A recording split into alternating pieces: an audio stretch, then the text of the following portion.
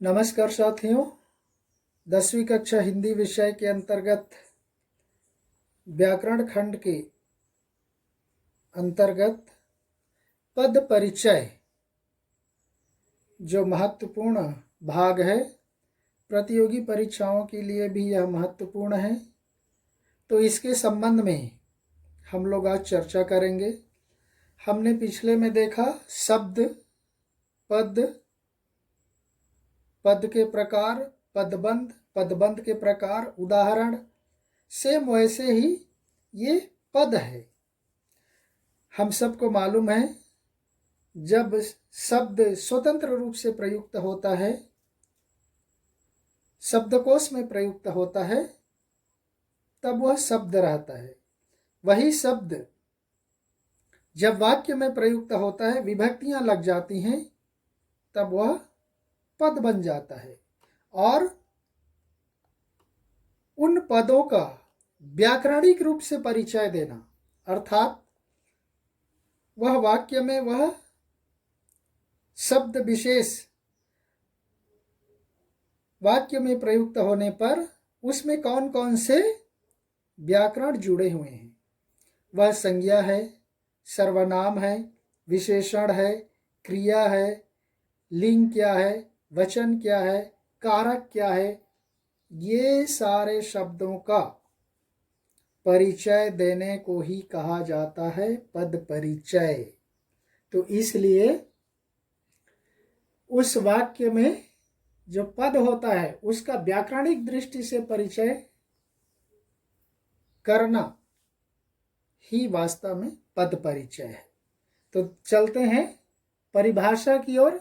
देखिए क्या है परिभाषा। वाक्यों में प्रयुक्त शब्द पद कहलाते हैं।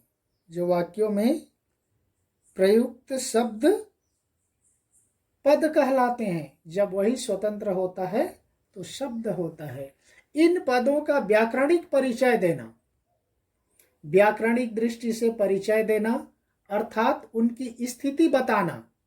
जैसे उनका संज्ञा, सर्वनाम, विशेषण, लिंग, वचन, कारक भेद तथा अन्य पदों से उसका संबंध बताना पद परिचय कहलाता है।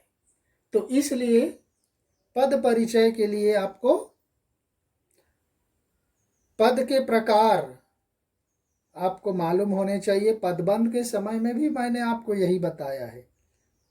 पद के प्रकार कौन कौन से हैं? वही 5: संज्ञा, सर्वनाम, विशेषण, क्रिया, अव्यय। फिर उन सब का प्रकार ये मालूम होना बहुत जरूरी है, चाहे आप पदबंध के मामले में हो चाहे पद परिचय के मामले में हो। जब तक उसके बारे में आपको नॉलेज नहीं है, न पदबंध समझ पाओगे और न ही पद परिचय समझ पाओगे। पद परिचय तो बल्कि उससे और आगे निकल जाता है, क्योंकि उसमें लिंग, वचन, कारक भी बताना पड़ता है, काल भी बताना पड़ता है। कभी कभी बहुत कम मामलों में होता है, लेकिन वो सारी चीजें तो बतानी पड़ती है। संज्ञा, संज्ञा के भेद, लिंग, वचन, कारक और क्रिया के साथ उसका संबंध क्या है। सर्वनाम, सर्वनाम के प्रकार, उसमें 6 प्रकार, संज्ञा के 5 प्रकार। फिर पुरुष,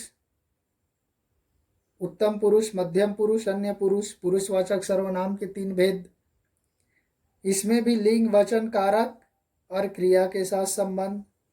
विशेषण, विशेषण के 4 प्रकार हमने पदबंध में आपको गिना दिया है। बहुत सारी चीजें आपको देखना पड़ेगा साथियों।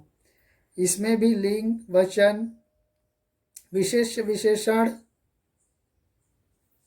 ये प्रविशेषण का उल्लेख। नेक्स्ट है क्रिया, क्रिया के प्रकार में सकर्मक, अकर्मक, लिंग, वचन, पुरुष, काल, वर्तमान काल, भूतकाल, भविष्यत काल, वाच्य, कर्तृवाच्य, कर्मवाच्य, भाववाच्य का प्रयोग, कर्ता और कर्म के साथ उसका संबंध। क्रिया विशेषण के 4 भेद, निपात सहित 5 भेद। क्रिया की विशेषता बताना पड़ेगा। फिर अव्यय के अंतर्गत समुच्चय बोधक अव्यय, उसके भेद अर्थात उसके प्रकार, समानाधिकरण, व्यधिकरण, ये सब के बारे में। विस्मयादि बोधक अव्यय, इसके बारे में ऐसे कम पूछा जाता है, लेकिन संज्ञा सर्वनाम विशेषण के बारे में तो बहुत पूछा जाता है। तो इसलिए इन सब के बारे में जब तक आप प्रकार नहीं जानोगे, उसके कुछ शब्द नहीं पकड़ोगे, पद परिचय तो बिल्कुल ही नहीं दे सकते। तो इसलिए ये सारी चीज़ों को आपको जानना पड़ेगा। हमने यहाँ पर टोटल 3 वीडियो के माध्यम से आपको समझाने का प्रयास करेंगे पद परिचय। तो ये हमारा पहला वीडियो है। इसका उदाहरण यहाँ पर देखिए 3 है।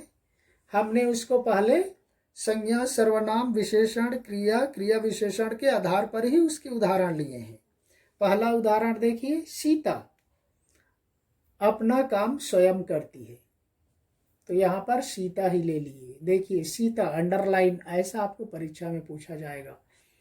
इसका पद परिचय बताइए। सीता क्या है? देखिए संज्ञा, व्यक्तिवाचक संज्ञा, स्त्रीलिंग, एक वचन, कर्ता, करती है क्रिया के साथ संबंध, ऐसे आपको परिचय देना पड़ेगा।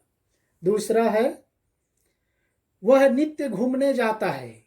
ये सर्वनाम से संबंधित उदाहरण है। देखिए पहले में नाम आया, दूसरे में वह आ गया। वह आने से निश्चित रूप से वह सर्वनाम है। और कौन सी सर्वनाम? पुरुषवाचक सर्वनाम में है वह। और वह पुरुषवाचक सर्वनाम, अन्य पुरुष, पुल्लिंग, एक वचन, कर्ता, जाता है क्रिया के साथ संबंध। तो इस तरह से यह बन जाएगा। नेक्स्ट तीसरा उदाहरण है, राम बड़ी पतंग उड़ा रहा है। ये विशेषण से संबंधित उदाहरण है। देखिए बड़ी, पतंग की विशेषता बता दिया, बड़ी। तो विशेषण के प्रकार में चले जाइए। परिमाणवाचक विशेषण, परिमाणवाचक के 2 है, निश्चित परिमाण, अनिश्चित परिमाण। तो ये बड़ी पतंग बोल रहा है, तो वह परिमाणवाचक विशेषण। स्त्रीलिंग, एक वचन, पतंग विशेष्य है। तो इस तरह से साथियों यहाँ पर हमने पद परिचय के बारे में उदाहरण सहित कुछ बताने का प्रयास किया। यहीं पर हम इसको समाप्त करते हैं। दूसरे और तीसरे वीडियो में पूरे उदाहरणों के साथ आपको विस्तार से बताया जाएगा। तब तक के लिए हम इसको समाप्त करते हैं यहीं पर। धन्यवाद। जय हिंद।